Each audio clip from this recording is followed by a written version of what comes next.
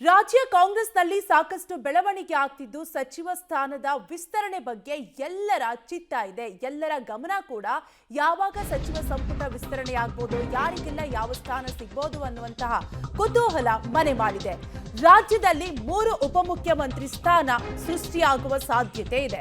ಒಂದು ಲಿಂಗಾಯತ, ಮತ್ತೊಂದು ಒಬಿಸಿಗೆ ಸಿಗುವಂತಹ ಅವಕಾಶ ಇದ್ದು ಮೊದಲ ಬಾರಿಗೆ ಶಾಸಕರಿಗಿಲ್ಲ ಮಂತ್ರಿಗಿರಿಯ ಅವಕಾಶ. 2-3 ಬಾರಿ ಶಾಸಕರಾದವರಿಗೆ ಆದ್ಯತೆ ನೀಡುವ ಸಾಧ್ಯತೆ ಕೂಡ ಇದ್ದು ಇಬ್ಬರು ಶಾಸಕರಿಗೆ ಸಚಿವಗಿರಿ ಸಿಗುವ ಸಾಧ್ಯತೆ ಕೂಡ ಇದೆ.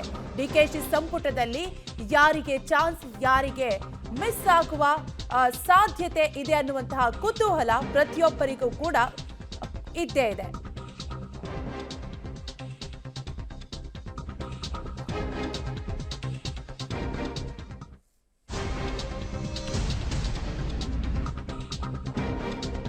ರಾಜ್ಯದಲ್ಲಿ 3 ಉಪಮುಖ್ಯಮಂತ್ರಿ ಸ್ಥಾನ ಸೃಷ್ಟಿಯಾಗುವ ಸಾಧ್ಯತೆ ಇದ್ದು ಒಂದು ಲಿಂಗಾಯತ, ಮತ್ತೊಂದು ಒಬಿಸಿಗೆ ಸಿಗುವ ಸಾಧ್ಯತೆ ಕೂಡ ಇದೆ.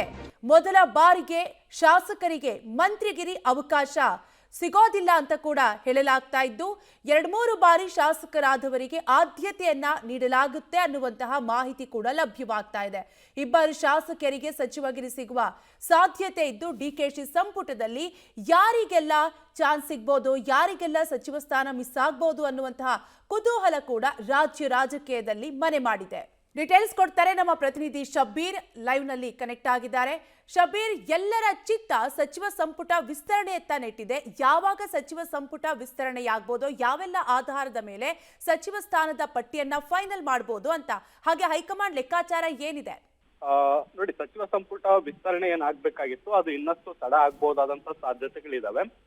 ಹೈಕಮಾಂಡ್ ನಾಯಕರನ್ನ ಭೇಟಿ ಆಗ್ಲಿಕ್ಕೆ ಮುಖ್ಯಮಂತ್ರಿ ಡಿ ಕೆ ಶಿವಕುಮಾರ್ ಅವರು ಮತ್ತೆ ಕೆಪಿಸಿಸಿ ಅಧ್ಯಕ್ಷರಾಗಿರುವಂತಹ ಬಿ ಕೆ ಹರಿಪ್ರಸಾದ್ ಅವರು ಮತ್ತೆ ಮಾಜಿ ಮುಖ್ಯಮಂತ್ರಿಗಳಾದಂತಹ ಸಿದ್ದರಾಮಯ್ಯ ಅವರು ಎಲ್ಲರೂ ಕೂಡ ದೆಹಲಿಗೆ ಬಂದಿದ್ರು. ಆದ್ರೆ ಹೈಕಮಾಂಡ್ ನಾಯಕರು ಕೂಡ ದೆಹಲಿಯಲ್ಲಿ ಬೇರೆ ಬೇರೆ ಕೆಲಸಗಳಲ್ಲಿ ಸಾಕಷ್ಟು ಬ್ಯುಸಿ ಇದ್ದಾರೆ. ನೀಟ್ ವಿಚಾರಕ್ಕೆ ಸಂಬಂಧಪಟ್ಟಂತೆ ಕೇಂದ್ರ ಸರ್ಕಾರದ ವಿರುದ್ಧ ನಿರಂತರವಾದಂತಹ ಪ್ರತಿಭಟನೆಗಳು ಕೂಡ ನಡೀತಾ ಇದಾವೆ. ಸೊ ಹೀಗಾಗಿ ರಾಜ್ಯ ನಾಯಕರ ಜೊತೆಗೆ ಈ ವಿಚಾರಕ್ಕೆ ಸಂಬಂಧಪಟ್ಟಂತೆ ಚರ್ಚೆಯನ್ನ ಮಾಡ್ಲಿಕ್ಕೆ ಸಮಯಾವಕಾಶ ಇಲ್ಲ. ಸೊ ಹೀಗಾಗಿ ಮತ್ತೊಮ್ಮೆ ಬರ್ಲಿಕ್ಕೆ ಸೂಚನೆಯನ್ನ ಕೊಟ್ಟಿದ್ದಾರೆ ಅನ್ನುವಂತ ಮಾಹಿತಿಗಳು ಕೂಡ ಸಿಗ್ತಾ ಇದಾವೆ. ಸೊ ಹೀಗಾಗಿ ದೆಹಲಿಗೆ ಬಂದರೂ ಕೂಡ ಯಾವುದೇ ಚರ್ಚೆಗಳಿಲ್ಲದೆ ನಾಳೆ ಬೆಳಗ್ಗೆ ಸಿಎಂ ಸೇರಿದಂತೆ ಇತರೆ ಎಲ್ಲ ಪ್ರಮುಖ ನಾಯಕರು ಕೂಡ ಬೆಂಗಳೂರಿಗೆ ವಾಪಸ್ ತೆರಳುತ್ತಾ ಇದ್ದಾರೆ ಅನ್ನುವಂಥದ್ದು ಕೂಡ ಗೊತ್ತಾಗ್ತಾ ಇರುವಂತದ್ದು. ಯಾವಾಗ ಹೈಕಮಾಂಡ್ ಬುಲಾವ್ ಕೊಡುತ್ತೋ ಆಗ ಬಂದು ಈ ವಿಚಾರಗಳಿಗೆ ಸಂಬಂಧಪಟ್ಟಂತೆ ಚರ್ಚೆ ನಡೆಸುವಂತ ಸಾಧ್ಯತೆಗಳು ಕೂಡ ಇದಾವೆ. ಸೊ ಹೀಗಾಗಿ ತಾತ್ಕಾಲಿಕವಾಗಿ ಮತ್ತೊಮ್ಮೆ ಮುಂದೂಡಿಕೆ ಆಗಿದೆ ಅಂತಾನು ಹೇಳ್ಬೋದು. ಇದರ ಜೊತೆಗೆ ಸಾಕಷ್ಟು ಲೆಕ್ಕಾಚಾರಗಳು ಕೂಡ ಸಚಿವ ಸಂಪುಟ ವಿಸ್ತರಣೆ ವಿಚಾರಕ್ಕೆ ಸಂಬಂಧಪಟ್ಟಂತೆ ನಡೀತಾ ಇರುವಂತದ್ದು. ಮುಖ್ಯವಾಗಿ 2 DCM ಹುದ್ದೆಗಳನ್ನ ಸೃಷ್ಟಿ ಮಾಡೋ ವಿಚಾರಕ್ಕೆ ಸಂಬಂಧಪಟ್ಟಂತೆ ಚರ್ಚೆಗಳು ನಡೀತಾ ಇದಾವೆ. ಲಿಂಗಾಯತ ಸಮುದಾಯ ಮತ್ತೆ ಅಹಿಂದ ಸಮುದಾಯಕ್ಕೆ ಆದ್ಯತೆಯನ್ನು ಕೊಡಬಹುದಾದಂತ ಸಾಧ್ಯತೆಗಳಿದೆ ಅನ್ನುವಂತ ಮಾಹಿತಿಗಳು ಕೂಡ ಈಗ ಸದ್ಯಕ್ಕೆ ಲಭ್ಯವಾಗ್ತಾ ಇರುವಂತದ್ದು. ಇದನ್ನ ಹೊರತುಪಡಿಸಿ ನಾವು ನೋಡೋದಾದ್ರೆ ಮೊದಲ ಬಾರಿಗೆ ಶಾಸಕರಾದಂತವರಿಗೆ ಇಬ್ಬರಿಗೆ ಅದೃಷ್ಟ ಕುಲಾಯಿಸಬಹುದು, ಸಚಿವರಾಗಬಹುದು ಅನ್ನುವಂಥದ್ದು ಕೂಡ ಗೊತ್ತಾಗ್ತಾ ಇರುವಂತದ್ದು. 2-3 ಬಾರಿ ಶಾಸಕರಾದಂತವರು ಕೂಡ ಕ್ಯಾಬಿನೆಟ್ ನಲ್ಲಿ 3-4 ಜನ ಇರ್ತಾರೆ ಅನ್ನುವಂಥದ್ದು ಕೂಡ ಗೊತ್ತಾಗ್ತಾ ಇರುವಂತದ್ದು.